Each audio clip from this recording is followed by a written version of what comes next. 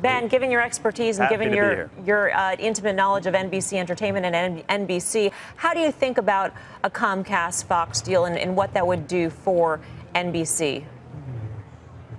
Well, clearly with AT&T now having approval to acquire the Time Warner assets, we're further accelerating the content wars. And obviously also I think part of why the judge ruled in favor of this wasn't just in relationship to him thinking federal government was overreaching, but it was also to set up these companies to compete against the big tech players, Google, Facebook, and Apple. And I've got to think Comcast knows that's an important part of their strategy, and they want content assets that can compete. Right now, NBC Universal has some fantastic content assets, but doesn't have as many big brands as Disney and some of the other players. Right. And I think them going after Fox will help augment that. You think about Illumination, which NBC Universal started, which has content like the Minions and other things like that, but they don't have as many as some of the other players. So adding the Simpsons and other things to their portfolio could be pretty big. Why haven't we heard from Disney yet? What do you think that is going on? Did they catch them off guard by the size of the offer from Comcast, or what do you think is going on?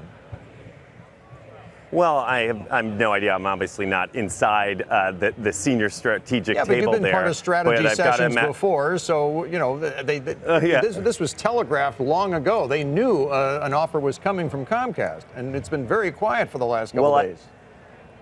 Well, I think they were waiting on this ruling because there was a chance Comcast may have, kept their powder dry if they thought they weren't going to get approval.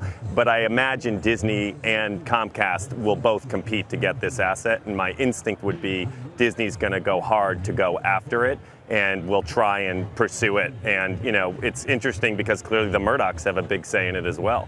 Yeah, we're all sort of wondering which way Rupert would go when it comes to this. Ben, I'm just wondering how this is all going to shake out in terms of the consumer. What's it going to mean? Are the big bundles going to get even bigger, even though we all thought it was going to go more a la carte and streaming? What does it look like from a consumer's perspective? Well, I think one thing that both companies have, Comcast and AT&T, is technology.